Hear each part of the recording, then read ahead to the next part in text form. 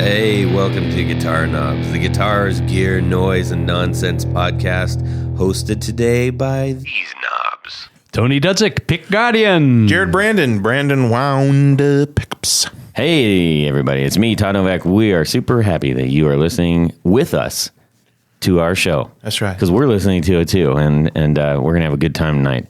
The Guitar Knobs podcast. That's what it is. That's what right. it is. That's Guys, right. what do we do here? We interview people that do really cool stuff. Boutique builders, maybe. Right, Tony? Boutique builders. Not Yes. builders of boutiques where you buy things. No. But boutique as in the smaller guys. Yeah. The Davies of the world. And you know, usually world of buy 'em Goliath. online. And sometimes right. a few Goliaths. Well, we've had that a are couple worthy. of Goliaths that are Yeah. nice. Some that are 101s true. that teach you how to do stuff. That's right. They had Goliaths with Davy attitudes. Yes, That's right. We do pedals, amps, gear, all kinds of stuff, and especially we love guitars. And we've got somebody very special on the line today who happens to fit that mold. Who are you, sir? Tim Thelen with BilT Guitars in Des Moines, Iowa. BilT Guitars with an I. No BILT. BILT Welcome. Guitars. Does that stand for anything? That is a mashup of Bill Hens, who's my co-owner, and the T is for me, Tim Ah, nice. Yeah, Thelen. Built. That's good to know. exactly. And that way we know you just can't spell. That's right. So, it's hey, brevity. everybody out there, if you want to follow along with our show, you can check out BilT, BILT Guitars. And if you want to go check out the website, you can do that. But the easy, fun way to do it is usually on Instagram. Yes. Tim and company make some mighty fine guitars, and I've been hoping we could get these guys on the show, and Tony is I a love big them. fan, and Big Jared's fan. a fan, so this has been great. We're really excited to have you on the show today, Tim. Good. So this isn't going to go like really dark, really quick. I hope not. Well, it could. Yeah. So serial number. Yeah, you never know. I noticed. So, all right, we're going to get through a couple of announcements really quick, everybody. First and foremost, we want to give a massive shout out to Rode Microphones for providing our audio equipment. We've got the fantastic Rodecaster Pro and the Procaster microphones, which have served us well for a couple years now. And we give a huge amount of thanks to the dual Nicks.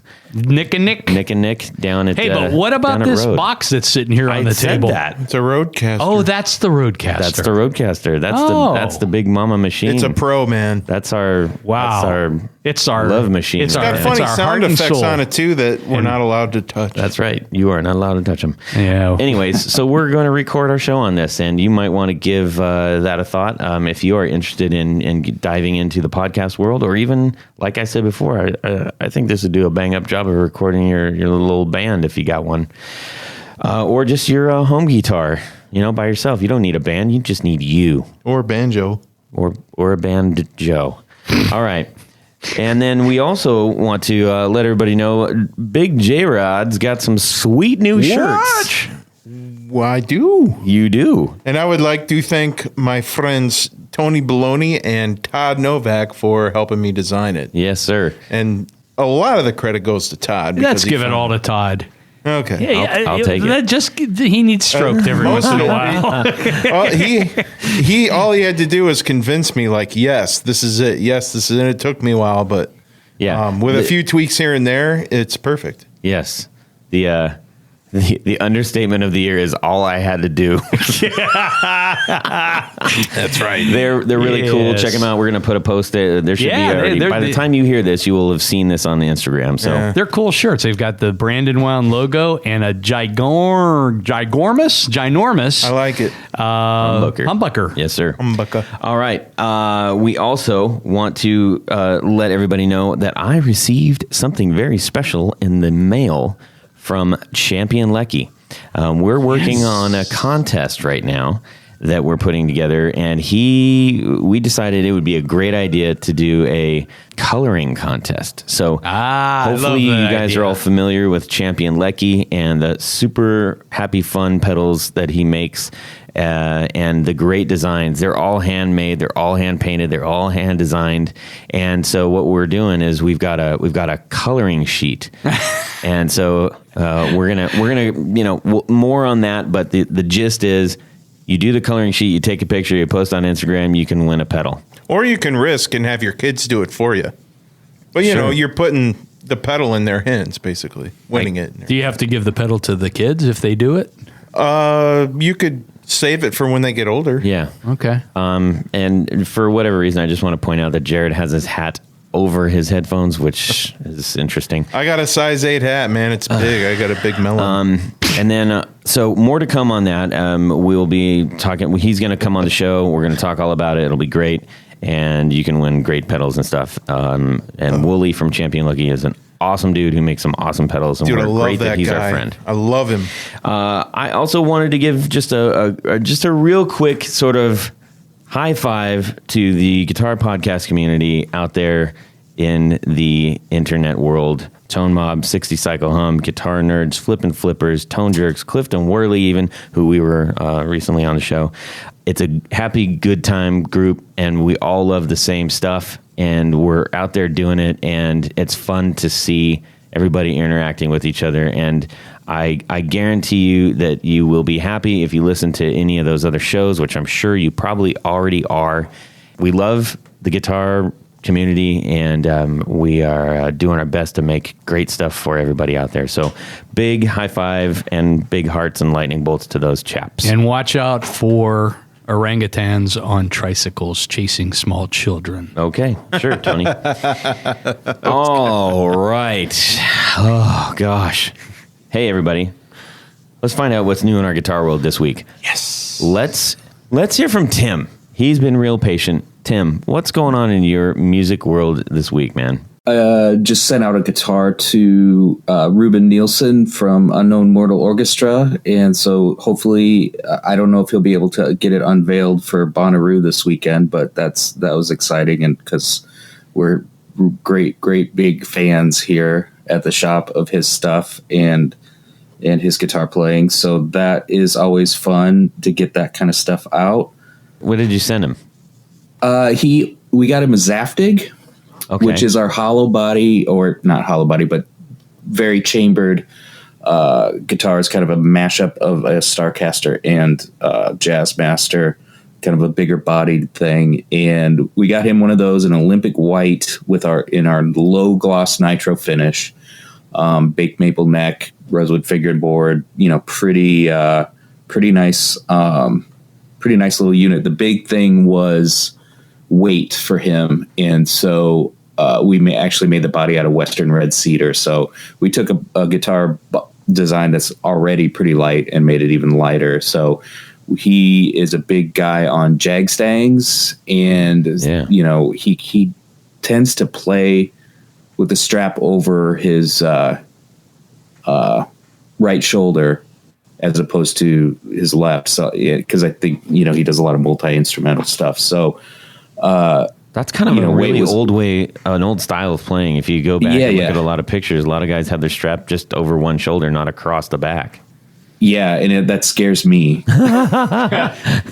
But he seems to pull it off effortlessly. So that was exciting. And then just a lot of finish work. I do a lot of emailing, so that's fascinating, I'm sure. But yeah, no. And then what else? We're gearing up to do, we're going to start doing a lot more demo videos. We're going to try to do a video, of every guitar that we make. So I think that'll, just a little short guy and start, just completely taking over YouTube entirely. I think that's a fantastic idea. So how many hours a day would you say you do emails? I'm kind of curious as a small business owner myself. Some days it's like it's only like 13 or 14 hours, and other days it's more. No, I really try. Time management is a big issue around here because we're a small company, so there's not a lot of personnel to be able to handle that stuff. So it's kind of a lot of. I'm glad I get emails on the phone sometimes, because then I can just run up and deal with something right away. But most of the time it's 2 or 3 hours a day trying to get lined up with customers and get quotes out and get vendor things put together. And, we do anything for everybody. So, there's a lot of research and chasing down of individual parts or types of finish or, color schemes and, all kinds of stuff. So we're internet people. Yeah, with Picardian, I get up in the morning. The first thing I do is hop on the computer and do probably about 2 or 3 hours worth of emails. Catch up. Yes, yeah, catch up from the day before or whatever, and head down to the shop. And it's just it's like I never realized, I guess early on, how much time is spent keeping. Basically, customers have questions. They want answers pretty quickly, and they've gotten used to that, Yeah. But and I it still amazes me how much people appreciate a fast response. I probably see that on, everything that we respond to, we try to get after stuff right away. Right. And not let anything linger as much as we possibly can. But, stuff always falls through the cracks. But anyway. Well, the big note is to I would say a good 75% of our emails are like, wow, thanks for the fast response. Yeah. Well, and I think you probably appreciate it too, because you don't have 5 people sitting behind a computer waiting for emails to come in. Like, I think a lot of people get so used to, like the Amazons of the world and all the other places that, they forget that sometimes if it's a 1 or 2 person show, might take a little while longer. Yeah. So the note is to make sure if you're in contact with all of our boutique builder friends in the world, understand that it's called boutique building for a reason. And it's not a massive company, and be patient, and all the love will flow through the electronics. It's going to be great. Yeah. Tony Baloney, what's up in your music world? 2 things this week. 2 things. One of which you'll probably appreciate. So I have a 64 Melody Maker that I put back together a couple years ago, and I've been looking for a hard shell case for a Melody Maker. And for those who don't know, a Melody Maker is a lot thinner than a Les Paul. The body shape, it'll fit in a Les Paul case, but then it just sits kind of weird in there. Swims. It's the same problem with the specials. With a special or a junior. Exactly pain the in same. the butt.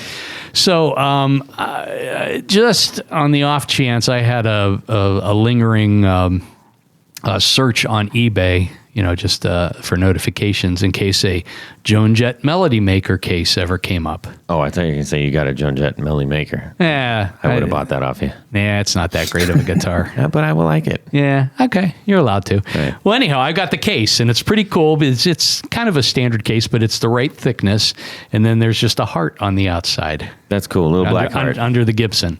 So that's kind of cool. And it fits the guitar. That's the most important thing to me. Interesting. Okay, so if you have a special, that's the case you want to try to get. Well, TKL also makes a case specifically for specials and juniors. Really? That is, I think it's a 1/2 inch thinner. I have to wad up a towel underneath mine. The T-shirt always works underneath it too.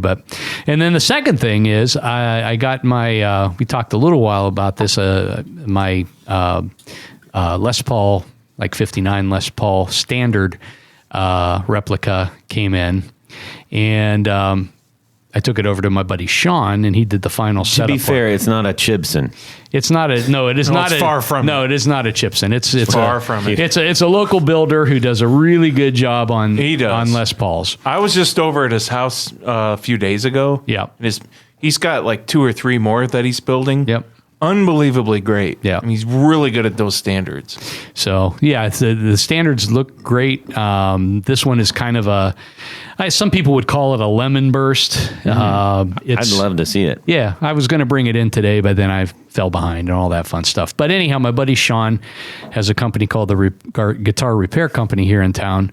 And anytime I have a guitar that I really want good fretwork and good setup, I take it over to him, because usually I can work my way through most of that stuff, but I like the way he does things. So I picked that up yesterday, and I'm real happy. Jared's pickups, the PAF style pickups just sound stellar in this guitar. 59 clones. 59 clones. I mean, they just sound, the middle position is just to die for. And I'm not usually a middle position humbucker guy, but this one just sounds just beautiful. When our friend builds good guitars, they're really good. Are you going to let me borrow that and take it home?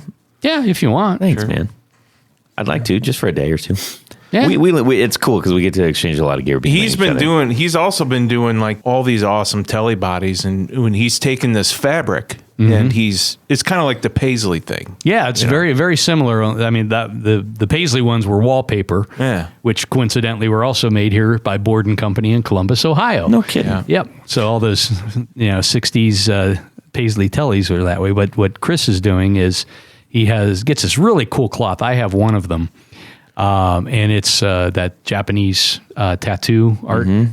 And what's really cool about it is he adheres it to the body and then shoots a ton of lacquer over the top of it. But you can still kind of see some of the fall into the cloth. Interesting. So it's super shiny, but there's a little bit of a surface level. It still looks cool. Yeah. It definitely looks cool, but... Yeah. Cool. All right, Jared.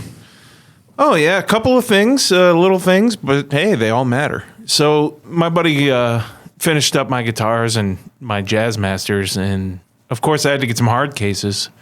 So I look, and I don't need special, awesome, cool case. I just want a case to protect the guitar that works. Right. And I saw some, I think they're Gator cases. Guitar That's what Center. I have my Jazz Bastard. Right. In. Yeah. And the picture has the leather ends on the case, but when you get it in the mail, it ain't got the leather end on it. And I'm like, come on, man. I thought I was getting the leather ends on the case. But you don't want to take it back because it's just not worth all the hassle and the Did you call them about that? I didn't even do that. You should have done that. I know it. I know I owe them a gripe session, but they know that people like me aren't going to take the time to do that. So they're just like, well, I got you, and you ain't going to do nothing about it. Enjoy the case. I disagree. I think if you're dissatisfied with it, and then with the company, was it at Guitar Center or Yeah, was it? they don't Just care. take it into the store. They will take care of it. If you're not totally happy with it, Yeah. Well, you should complain about it They should, and at least yeah. credit you something. Say, I'd know like to what? keep the cases. Anyway, If you want the leather end so bad, I'll trade you my case for Pete's sakes. All right. I don't know. Let's see. I like the leather ends myself. Yeah, And I don't care. everybody knows I have the Temple pedal boards. Yes. The longtime listeners. When we were in Chicago a few years ago for that show, Yes. Todd's like, dude, this dude has 2 Temple boards and they're $50 each. so Full I'm size, like, the well, big size. I'll just buy one, right? I wish I would have bought both. And they both had the module already hooked up to the board for the electric. for the electric thing, the switch. And I was like, oh man, I'll just buy a new one for my new Temple board that I bought that I paid way more for. Yeah. Those modules are like $50. I was like, holy crap, that's what I paid for the whole pedal board and the module. And it was like in brand new condition. Well, So Fascinating. yes. Yeah, moral You're of the a story stellar is- shopper. yeah, what are you going to do?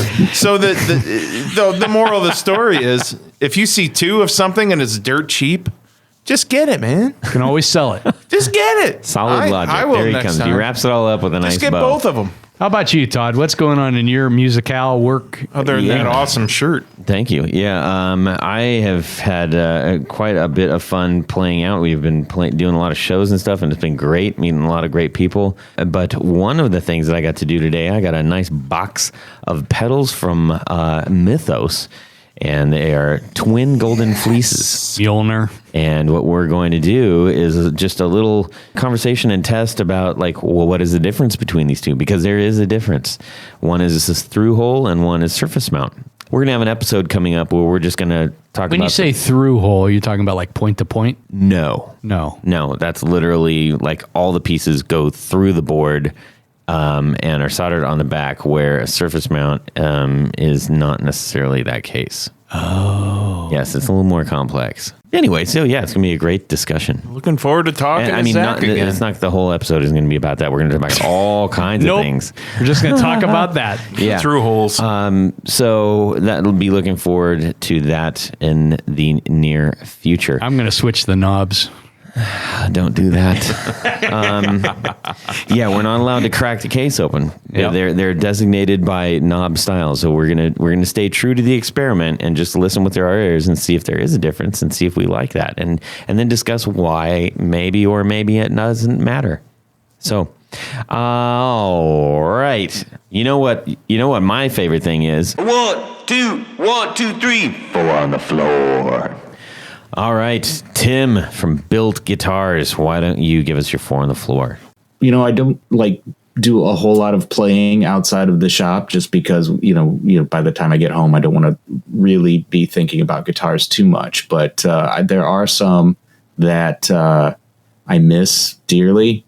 And one of those, probably the first one would be, one of the first pedals that I ever bought after I started playing electric guitar would be back in the early 90s when I bought myself from Musician's Friend. I don't know how I got that catalog. I lived in a small town in Iowa, and I ordered a Shredmaster COD to my house, and so that was one that I should have never let go, because then it came back around in a big way. The Shredmaster was my way of trying to get a metal sound, and it was just kind of this weird series of pedals that Marshall did or released back in the early 90s. And I can still remember reading the copy because I just sat there and read it a million times. But they referenced.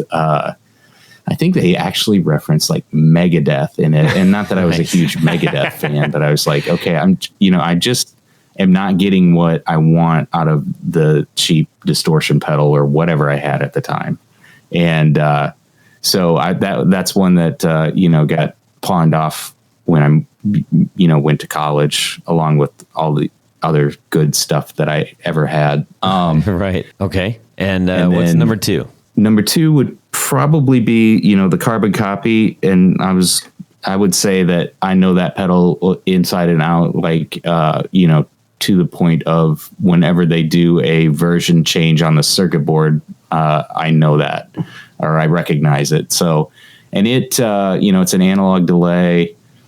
They've tweaked the modulation a little bit to make it a little more pitch fun. And so that one's pretty fun. And then number 3 would be the fuzz that we make, which is loosely based off of a bunch of different fuzzes, and one specifically that we, that allows for oscillation, which is kind of the big thing that we put into the Relevator, so that you can play around with that and just, make it wacky. What was that called? That's just our BilT fuzz. Oh, it just says fuzz. Okay. Yeah, we've been prototyping around it for years, trying to think about,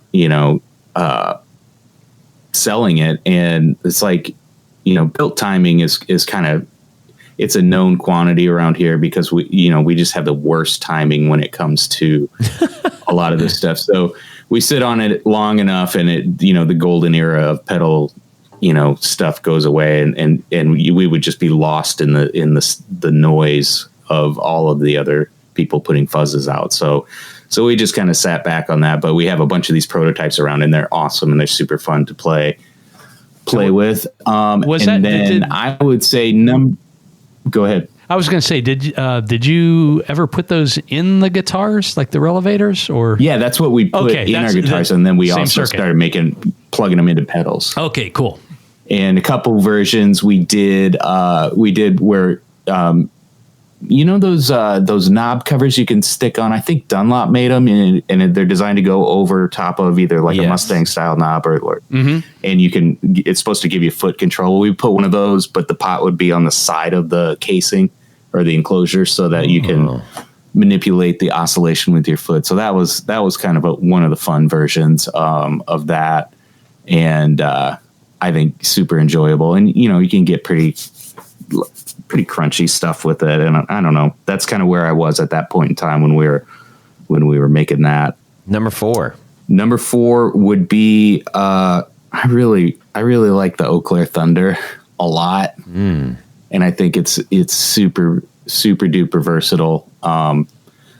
So that is just and it's not anything that I would play. Not that I wouldn't play it, because I don't play in front of people, but that would be a kind of a desert island one for me. I'm not totally familiar with that pedal, so can you give me a little Are you bit? familiar with Dwarfcraft devices at all? Yes. It's one of his, and I think it's kind of a flagship, but Ben is a super funny, hilarious, sweet guy. And, we've been talking for years and years about getting together and doing something with a Relevator. And he has one of the original 8 that we put together that I brought up to him so that we could start like prototyping stuff. And it just makes really good noises. Who could ask for anything more? Yeah, right? That's fine. So we'll leave it up to everybody else to go determine what those noises are themselves. Yeah, I'm surprised. I thought that was a lot more popular pedal than... Well, I'm not saying it's not. I just personally haven't played one. We still need to get him on the show at some point in time. So hopefully he'll hear you. And then Eau Claire people are weird.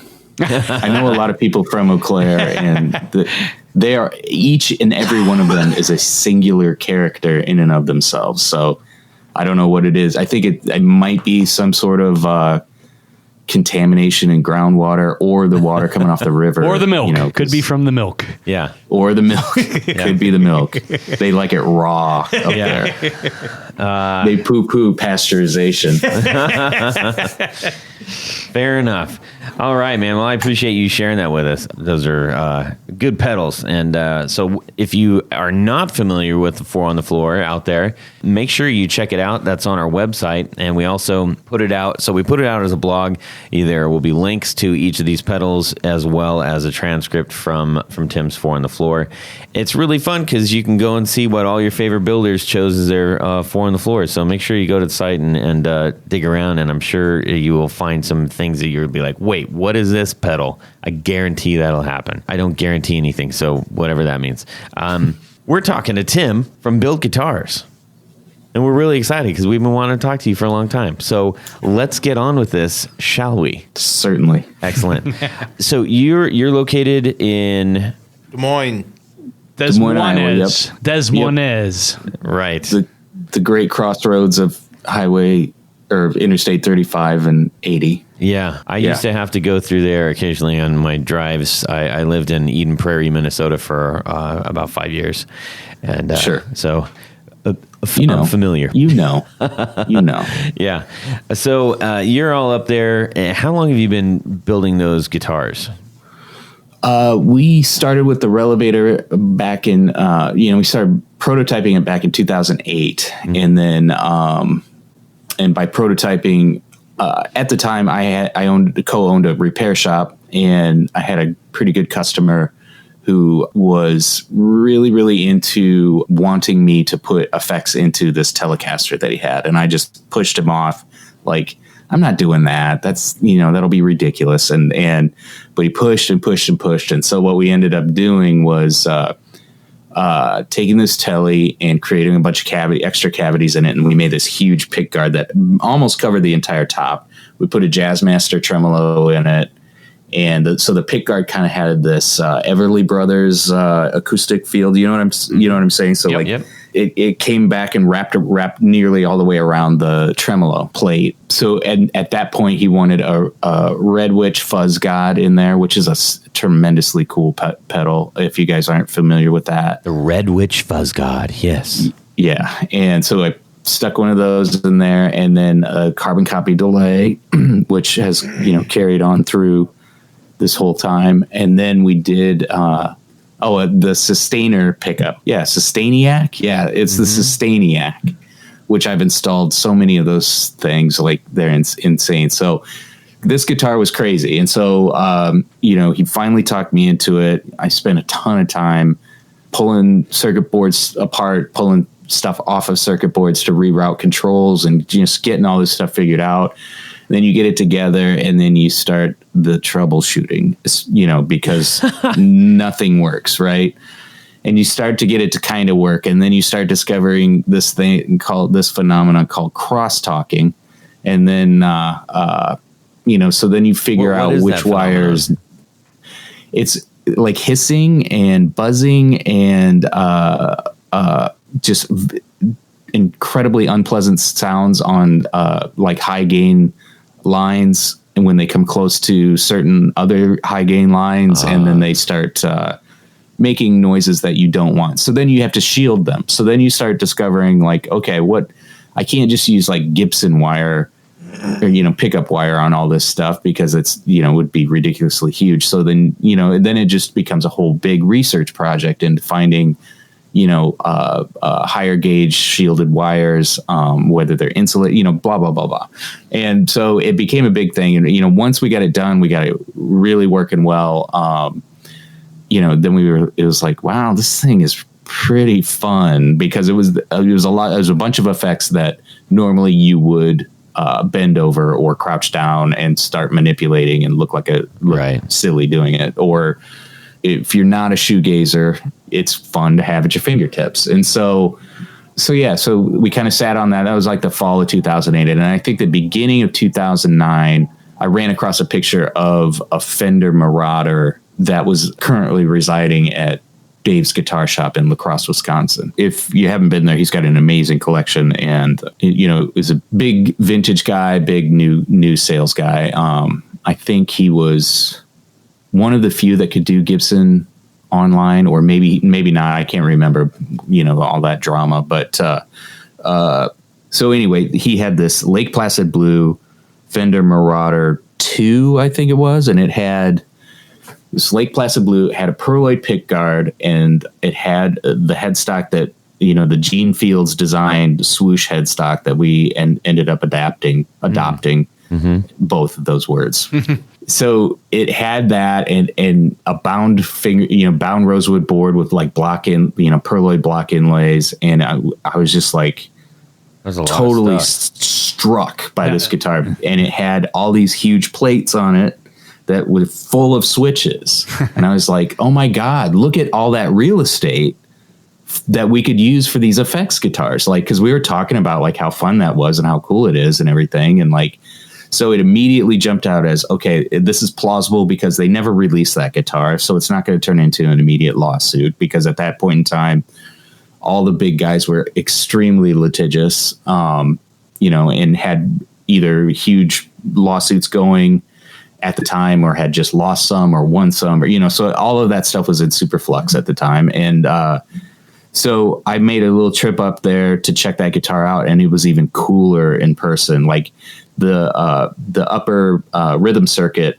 the roller wheels on it, it had imprinted or embossed numerals on the side of it. And I was just like, oh my God, that is so cool. I had never seen that on any other Fender before. And those are metal, right? These were plastic, because they didn't have a knurl. They had a straight line. Oh, I see. Okay, gotcha. So I think they were. My guess is that this thing was maybe a prototype, or someone put it from the factory, put it together out of parts, and sold it at a show as a prototype. And it had three Jaguar pickups, I do believe, in a Strat formation. And so there's the upper circuit plate. There was a lower plate that had a bunch of like phase switches or whatever. I don't even really know what the wiring scheme on the original Marauders were. And I maybe someday I'd revisit that. And then a large jack plate. So it just provided a tremendous amount of real estate, and I was looking at those plates, and I was like, I know how to work aluminum really well, and I know how to polish it. So I could make those plates out of aluminum, and it would be easy because it'd be highly customizable. That's exactly how you say I butchered that. Is that? Thank you. And so I felt like it was really good. And I was, and this is like over my lunch hour sitting at the counter in my repair shop. And I'm like, and at the time, Bill Hens, who co-founded this with me, him and I, he I was like, Bill, get in here. And so he checked it out. I'm like, what do you think? What do you know, how this would work? And he was like, got super excited. And then I brought this customer in that I had done the telly for, and his name's Brandon. And he thought it was just an amazing idea. So we immediately set out to start prototyping this thing. I make a trip up and check out that guitar. Like it's amazing. And so then kind of the rest is history. We spent a lot of time like with control layout. And originally, we wanted to make everything as user friendly as possible. Originally, we were going to, the delay and the fuzz and the we were going to make this germanium fuzz, and it, we had this circuit. We made up this circuit and everything, and then it became real that we couldn't. At that point in time, nobody was either. There's not a lot of new old stock, so it wasn't going to be consistent. So we ended up having to go to silicon and for our transistors, and then we were going to have an individual battery and we were going to use a sustainer in it as well. So this thing was going to be wackadoo, as far as like what it was going to be able to do. And we ended up kind of ditching the sustainer just because it was too much stuff. And we've since installed a lot of the sustainers in Relevators that we've built. But at the time it wasn't really a home run. You kind of got these guitars. There's a very select and small group of people who are number one, brave enough to take something like this on from a playing standpoint. So we just kind of distilled it down and made it, tried to do the layout of the controls as ergonomically and as smartly. Is that a word? Smartly as possible? Sure. Yes. I say smartly all the time. Okay, good. Acceptable. So yeah, we just approached it from, we loved the whole Fender design as far as like, from a repairability standpoint, wanted to make all the components, as high quality as possible. At that point in time,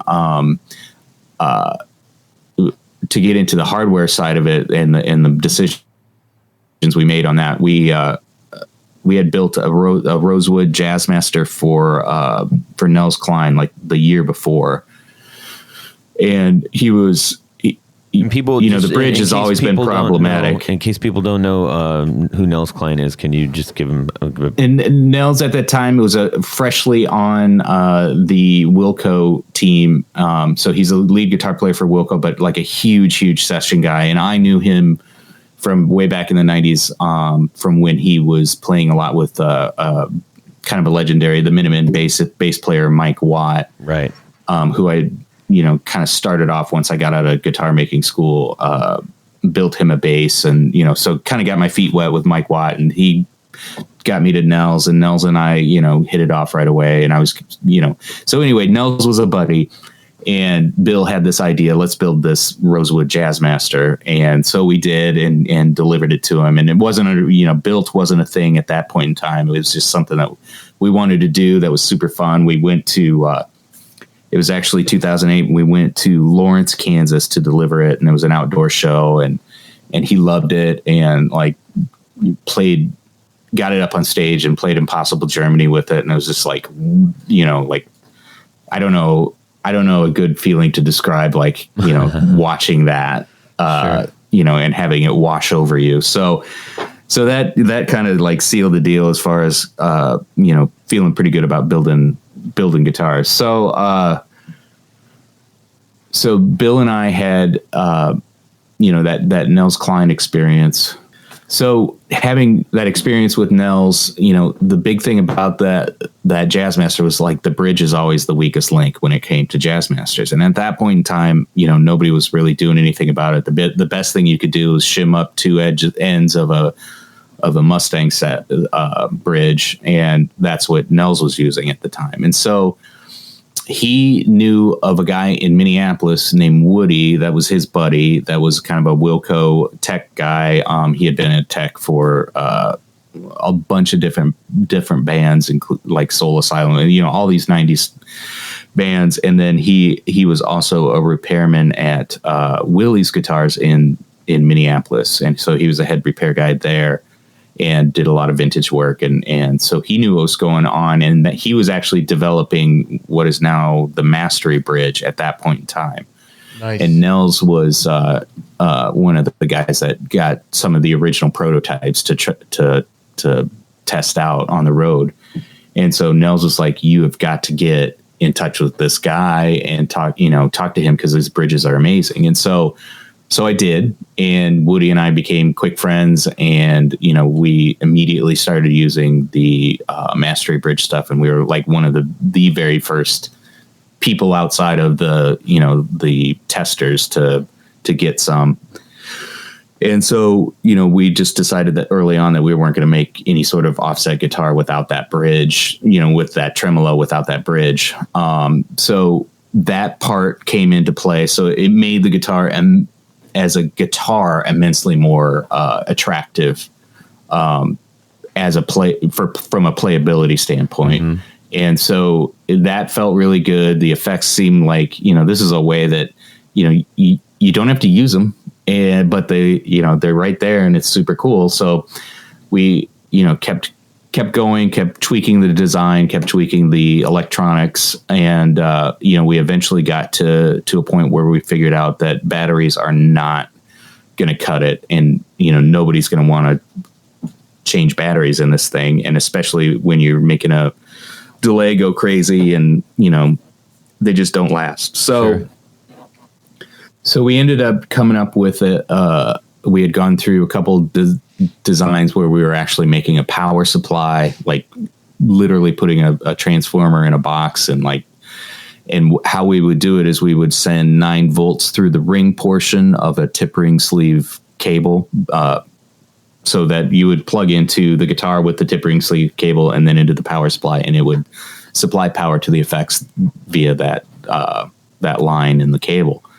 And then we eventually just decided that we just create an enclosure with the right connections in it. We plug a 1 spot into it. It provides the same amount of power. We don't have to build this crazy power supply. So it was like that was one of the big things that made it way more practical for us to continue doing it. So we spent a couple of years, and we'd make 2 or 3 at a time. We started off, we did a run of 8.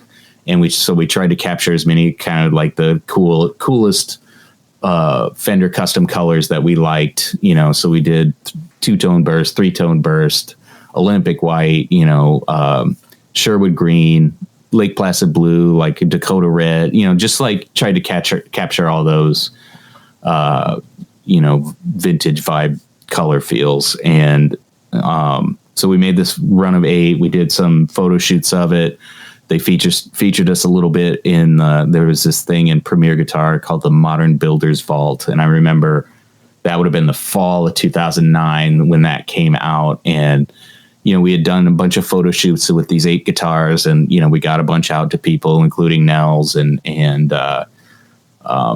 sold them off and got them to bands that we really liked. And then, once that Premier Guitar Modern Builder's Vault feature came out, I was kind of like sitting by the phone,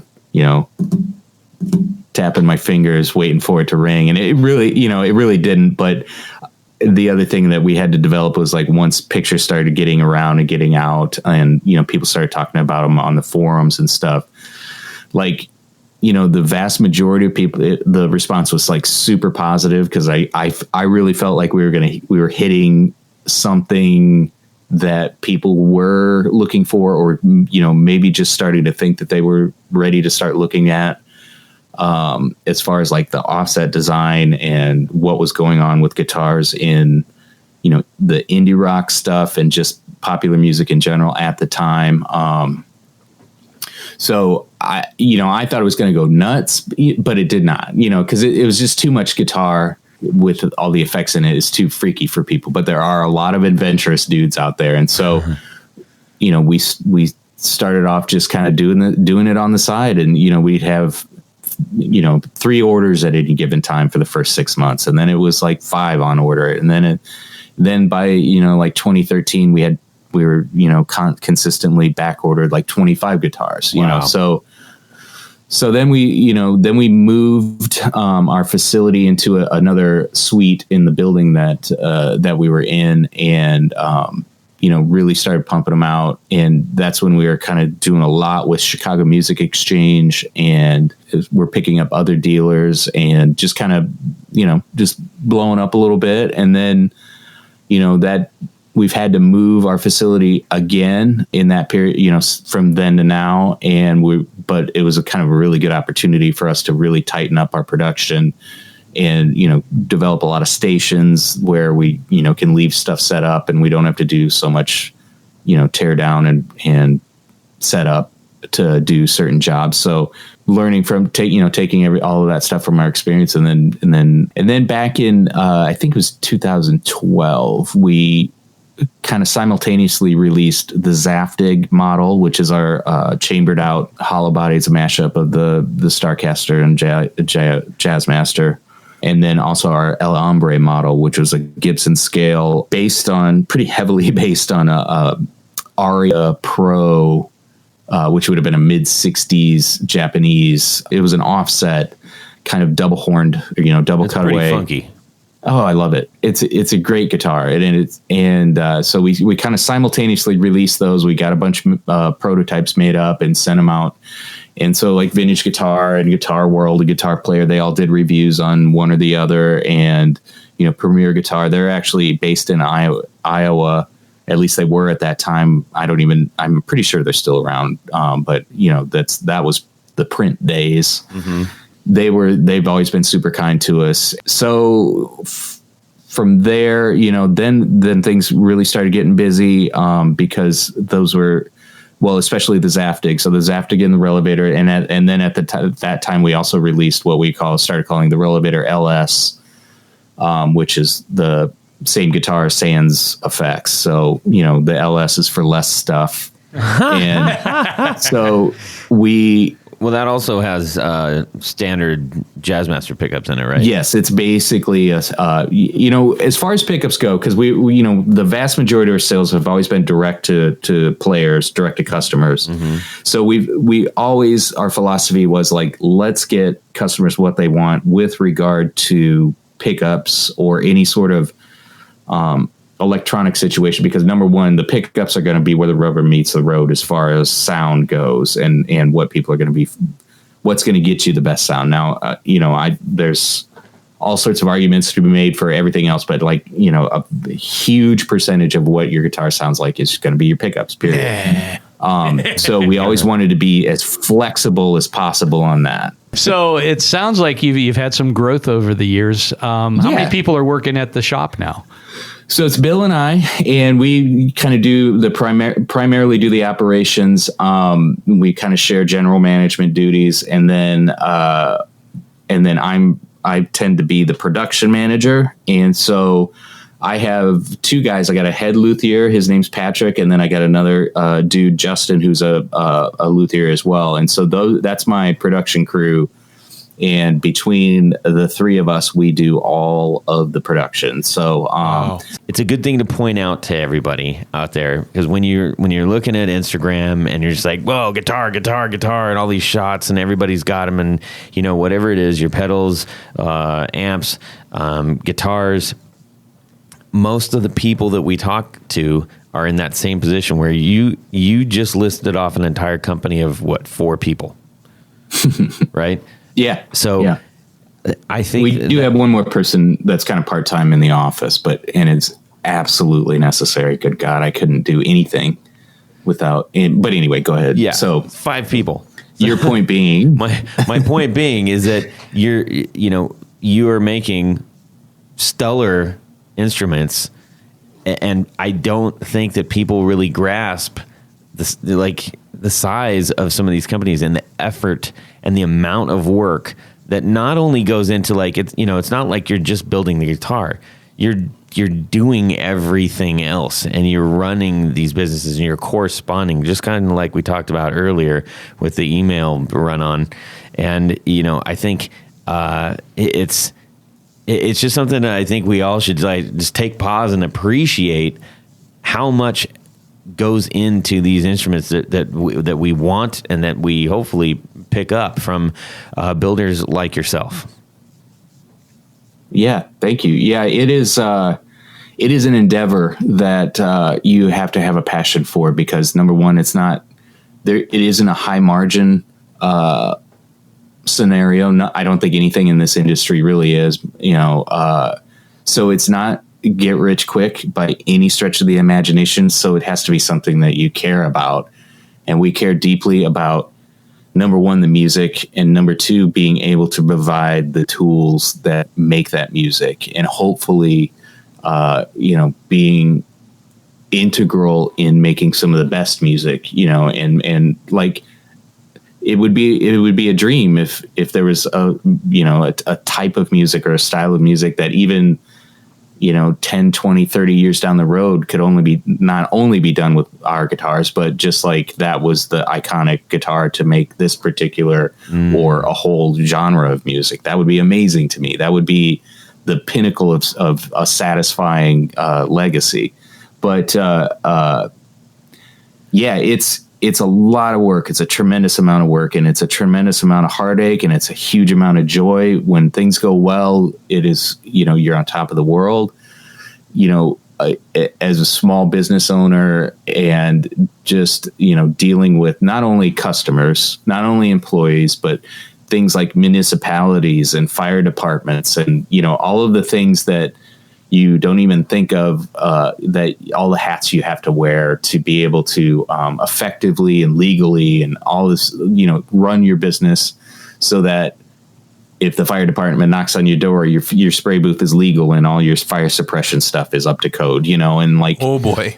Yeah, it's there's so many layers to this that if you got to be in it to win it, and just keep going, keep putting one foot in front of the other, and, trying to make the right moves and right choices. And, and we feel like we really, we hit the market at the right time for what people were really interested in. And we were lucky enough to be able to have the Relevator, which I kind of feel like is a flagship because it's so goofy.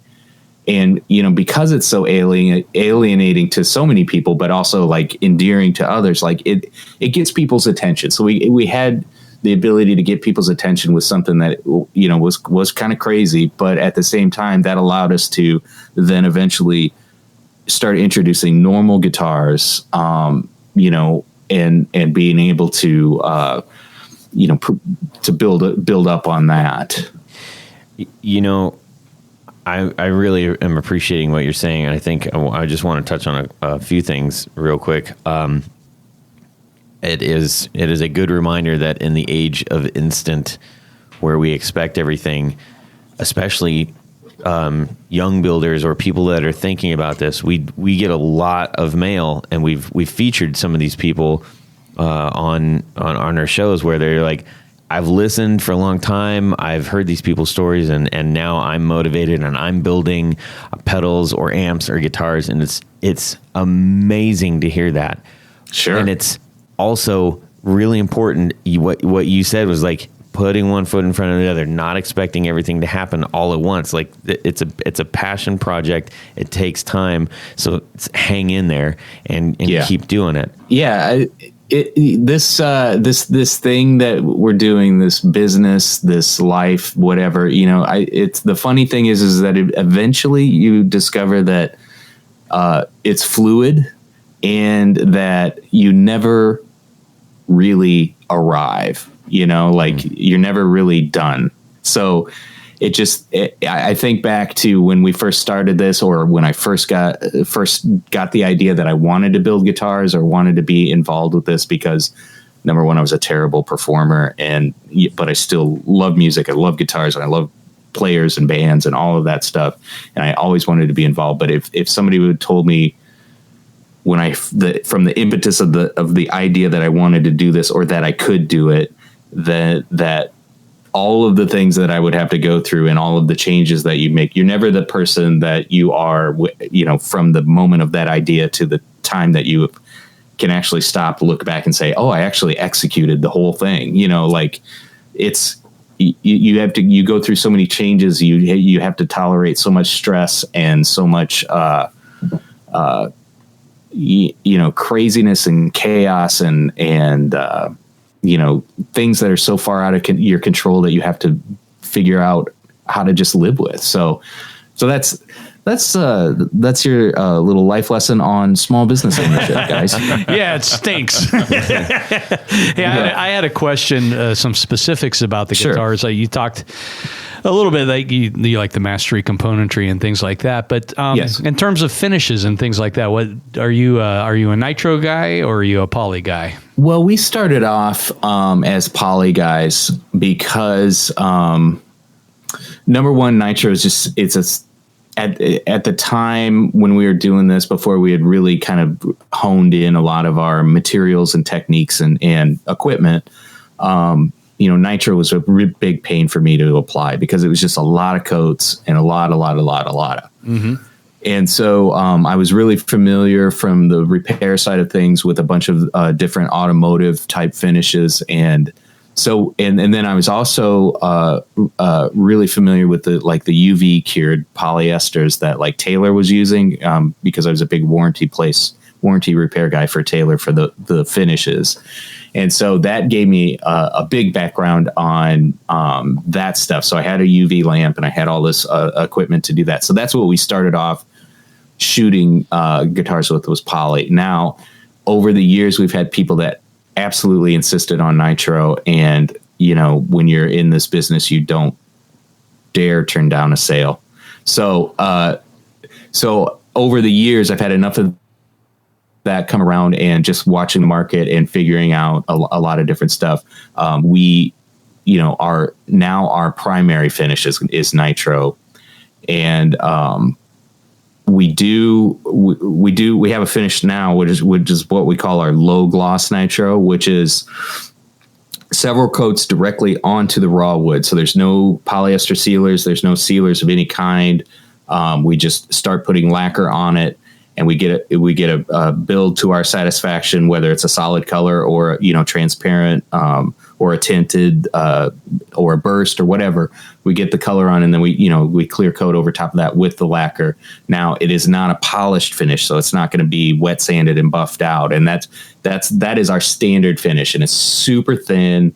It's going to wear just like the old boys. It's just not polished out, so you do see a little of the wood grain, and a lot of people are just really loving on that finish. So that's our standard now is the nitro. Now, when you start asking for like the level satin finishes, that's a polyester sealer. So that adds, money to it.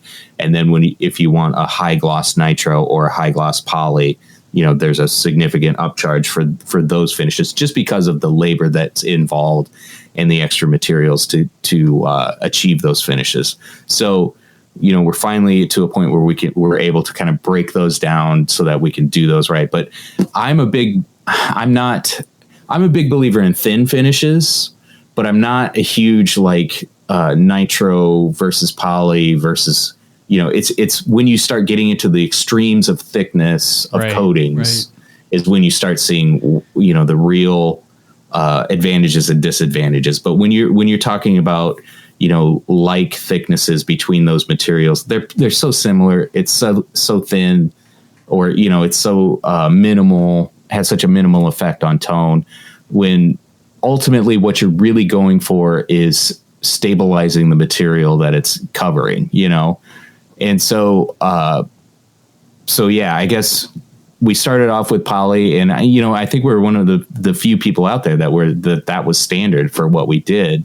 And so that really allowed us to do a lot of the custom stuff and just some of the wackier things that we end up doing. And so we were able to develop like really thin poly finishes, and we're super proud of those. I'm still super proud of those. And then we're also super excited about the nitro stuff that we're doing now. And so that's kind of where we're at with finishing. How about anybody got any ideas? Yeah, just leave them raw. Stuff we should try. Just a quick oil finish will be fine. Yeah, gun oil. A little true oil. Yeah. In terms of the wood, I'm assuming you're using mostly maple for necks, and how about on bodies? Bodies, actually, We procured an oven, and we are actually baking our own alder and maple right now. Oh, cool. Wow. And we are really loving it. Number one, those two woods work great because there's a high sugar content in them, and that sugar actually caramelizes. You're baking it. Frankly, yummy. that's all it is to it. It smells great, and but that gives it that nice tone. It also has a drying effect, and there is a definite technique on bringing things up to temperature and acclimation and all of that stuff. It's a recipe. So it's a exactly, and so. We've been doing that for about 2 years now, and it's pretty fun. The oven is so big we couldn't actually get it physically into the shop, so it lives in my garage. So what we do is on a lumber run we get it, cut it up, and I take it home and start up the oven, and it's about a 36-hour process to do a load, and yeah, that's pretty fun.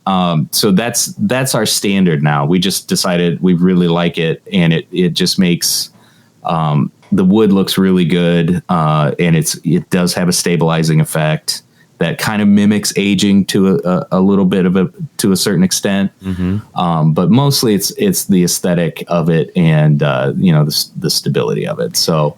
Yeah. So that's going to be primarily what we use. We do use rosewood standard on a lot of fingerboards. There's now this whole CITES thing, which we haven't quite got totally nailed down because we don't do a huge amount of overseas shipment, and the ones that we have done lately, they've all been super conscious of it, and we've been doing maple boards, and we can do like a darker roasted maple board that is not a perfect rosewood substitute, but definitely has the darker tone to it. I don't know. You guys remember when Gibson went all that was disappointing. And then there was the big revolt. I think had they rolled that out a little smarter, I think it's a wonderful alternative. Because aesthetically you can get a nice dark roast and it looks good, and it has all of the properties. Or retains all the properties, and it's a little more stable. And so I'm really sad that there's a lot of still ill will against baked maple. Well, I think the biggest problem with that was it didn't sound like a Gibson instrument. I mean, and that's primarily because Gibson used maple on very few models. I mean, so I own maybe 2 or 3 of the Gibsons that had the baked maple boards, and I don't have them anymore because I just never liked them. I mean, they just didn't sound right. And I think it was to me, it was like the bluster of just saying, well, this is what they are now. There's no other alternative. Yeah. This is what the tuners are now. Guess what? They're robo tuners. It's just, They didn't handle a lot of that's things. A whole other podcast. That's the Where's Gibson Times. Yeah. So Jared's had his hand up for a little bit. Jared. Oh, you guys are raising hands over there? We have to. Yeah. Oh, cool. I can't see it. So without revealing any certain sauce or any secrets, where are you guys heading to in the future? Do you foresee anything new, or what's happening? Yeah, we are. We're tweaking our line. We're getting ready to launch a new website here in probably about 40 to 60 days, which is going to allow people to do. We threw that website up in 2012 and haven't really touched it since. So anyway, that's going to be coming online, and we're going to be able to have listings of stuff that's going to be available now because we are building ahead a little bit. So we're going to have some stock pieces that we are finding, like goofy wood. We when we did our last move, we had to cut up a bunch of ceiling beams, and we saved that wood and made a bunch of Zaptigs and relevators out of it and stuff. And so there's going to be some kind of higher end stuff that we're inspired to make that we're throwing in with the regular orders. So we'll be able to list those. And then you'll also be able to make custom orders for all the models and make all of your selections. and place deposits at that point in time if you want to, or just start talking to us about that stuff. But and then really trying to kind of bump up our web presence a lot, and like I was talking earlier, with trying to do demos with everything, and just being out there a lot more so people can get so we can cast a little wider net, and get more visibility out there. So that's happening in the immediate future. And then we've got new models cooking, all the time. Literally. Yeah. Like In his literally. garage right now. Oh, I gotta go. Yeah. I forgot that was still on. Yeah. No. Oh no. Yeah. What you cooking, Doc? Yeah. You always want to have the hose handy.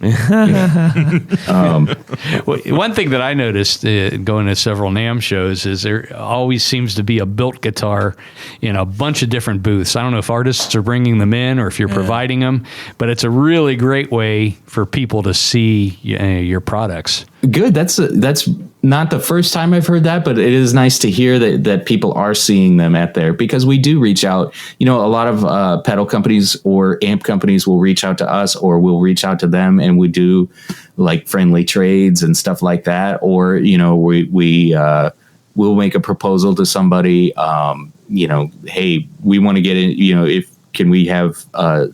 Will you use this as a demo guitar? But like Jamie Stillman from Earthquaker, like he bought a guitar from us way back, maybe like 2012, 2013, bought an LS that has been like one of the first guitars that ever made it through the doors at NAMM. And I think he still showcases that guy. And then earlier this year, we were kind of formulating the idea of maybe retiring the Relevator a little bit. No, you cannot. But what we thought would be a fun way to go would be to, get with some of the companies that we worked with in the past, like Earthquaker, JHS Pedals, Old Blood Noise.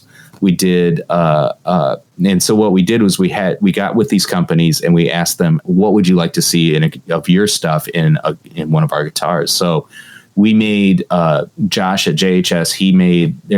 We had like 5 different effects in there. Wow. And we kept our regular format, and he likes this white with red appointment design. So we did a Relevator for him, his components in there, and that was awesome. Yeah. And then Jamie at Earthquaker, he asked for a 12-string, kind of red and white guitar, and that sucker came out great. And what did we put in there? You're gonna have to forgive me, because like once I get done wiring these things, I have to like purge my brain. Quite all right. I know somebody a pickup guy who's going to have a booth space at NAMM. Oh, really? Yeah. Oh. Is he raising his hand? That's me. At Brandon Wild? Yeah. That's right. Oh. It's actually around the corner. So Yeah. Well, Summer NAMM? Summer NAMM. Yep. Okay. You guys. You mean the reasonable one? Yeah. Yeah. So anyway, and then for Old Blood, we made there again. I can't remember what the pedal names are, but man, that one came out cool. It was black on black, and we did this anodized black pick guard that was the whole pick guard. So there's no external or individual plates. So it was like the tremolo and everything mounted on there. If you haven't seen it on their website, you should go check it out. But that thing was like insane. And so we do that, and we tried really hard, and we got them all out there to NAMM, and with NAMM, it's always like this last minute push to get stuff out there. And so Bill was going to be traveling out there. And so we pushed really hard to get these guitars shipped out so that they could be available, to these guys for NAMM. And the only major flub was, we got in touch with Earthquake, and we were like, so what did everybody think? He's like, well, it wasn't as usable as we wanted it to be, because you forgot to put strap buttons on it. And we were like, oh my God, so that's been the big joke around the shop is like, does it have strap buttons? And no, I mean, because literally, like, you're putting the thing together, and when it comes to a 12-string, and when it has effects in it, and you're taking the thing apart and putting it back together, a billion times, like, everybody gets to a point where they're so fried and crispy, dealing with an individual guitar like that I'm sympathetic. I'm laughing it off. I don't, it's not the worst thing in the world to have had happen, but it's since been rectified. So yeah. I am really grateful that you have shared so much with us. It was great listening to your backstory and just talking about cool guitar stuff with you, and learning a lot more about BilT Guitars. So thank you so much for that. And we're going to jettison. We're gonna jettison from this and to our adjacent pal over here.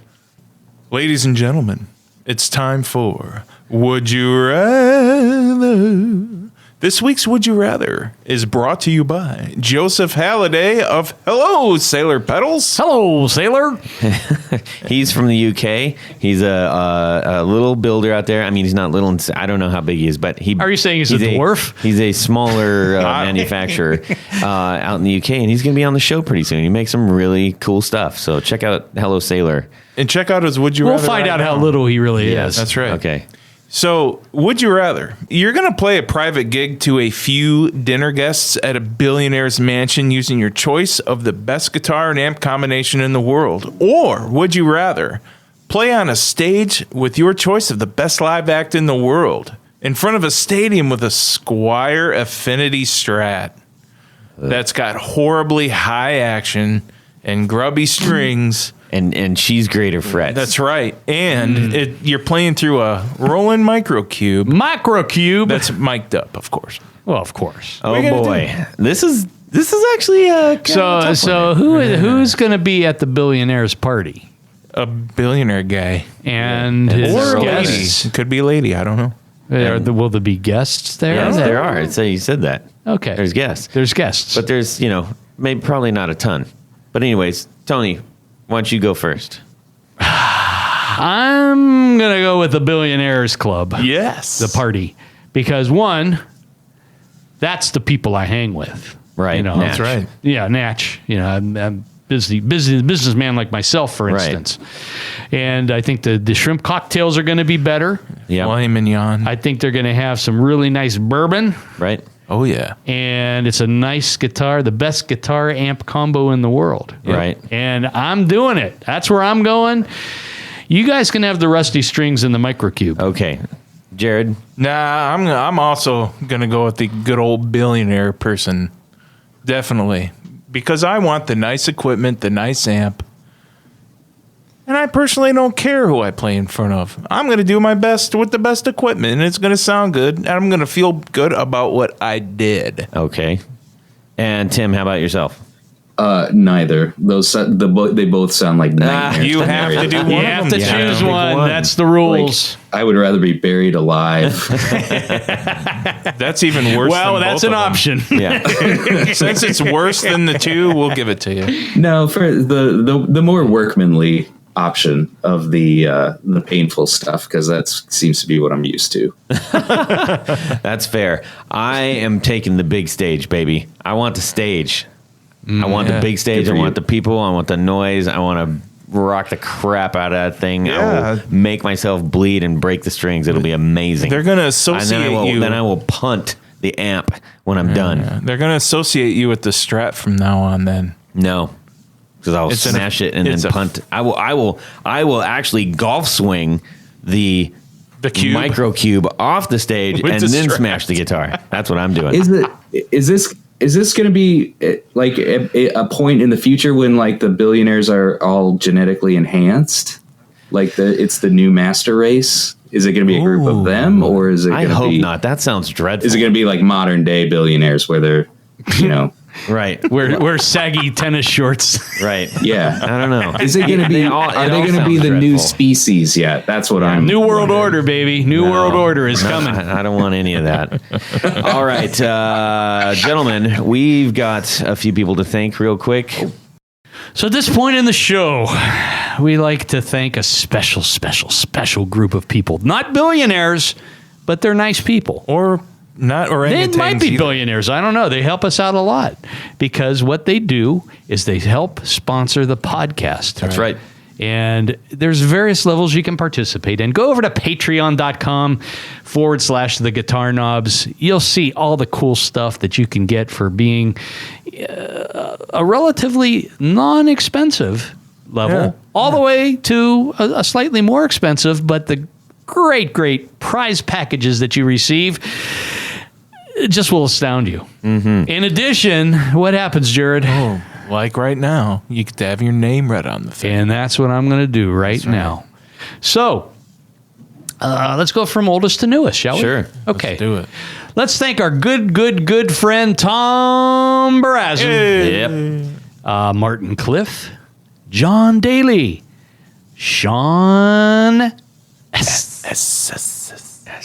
Chris Kearney, Darren Gregory, Doug Christ, Michael Van Zant, Brad Partridge, Corey Nigro, Ken Sayers, Jonathan Jerusik, Brian Robinson, Michael Senchuk, Michael McVeigh, Rick Lenglou, Stefan Lam, Johnny Knowles, Anthony Lanthrop, John Englund, Tyler Bray, Tig Harmon, Chris Heidel, John Esterly, Tim Novak, not Novak, but Nowak, and our newly upgraded friend and executive producer, Doug Gann. All right. Thank you, each and every one of you. And thank you for our regular Patreon sponsors, too. Yes. Thank you guys so very much. You help our show out every week, and we are truly, truly grateful for you. Tony, let's ask Tim Yes. where he's... Tim, where can people get a hold of you to order their BilT guitar? Actually, why don't you guys just tell people to go to BilTGuitars.com and there's a message box and leave us a message. That's the vast majority of how we've had a lot of people contact us. So, Cool. And then I will follow up and we will make you amazing guitars. Killer. And we'll be really excited about it. And you'll be really excited about it because you're going to be really excited that you're going to get this guitar that you've always wanted. And can they find it. you also on the Instagram or the Facebook? And our Instagram is super fun, and you can DM us there, and we'll allow your request. Nice. We'll consider it for real. That's how it works. Tony, how about yourself? Let's say you need a custom pick guard, or you want to replace a guard, or you want to change pickups, or there's any number of things. Mm-hmm. You got an anniversary coming up. You want to put a "I love you, my dear" pick Guitar. guard. That's a good one. I'm Yeah. going to do that. Go to pickguardian.com. You can shoot me an email off the site.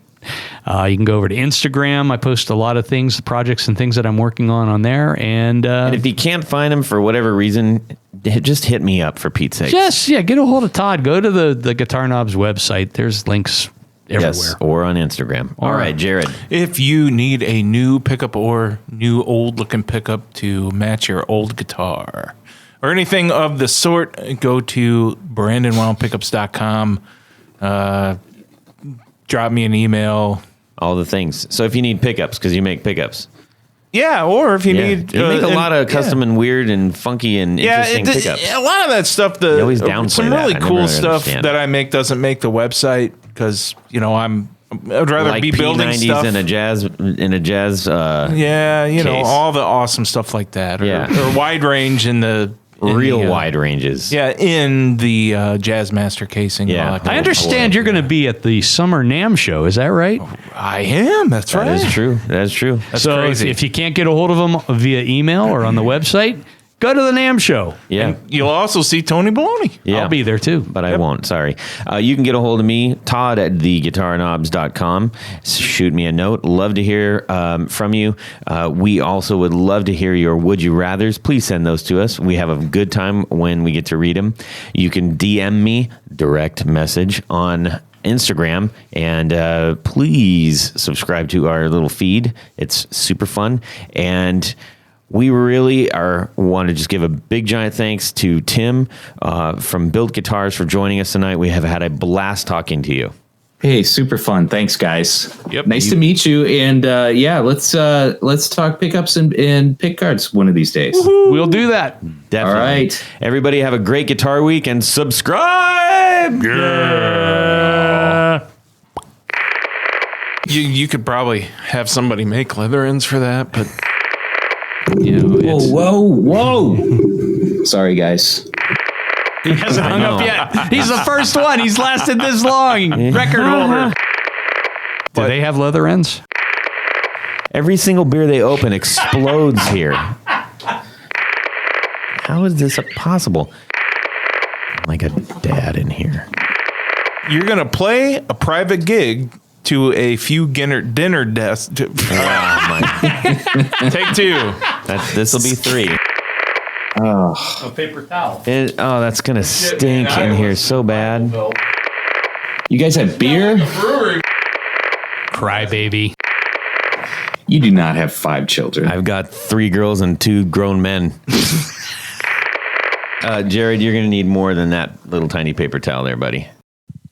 Well, that's it for these knobs.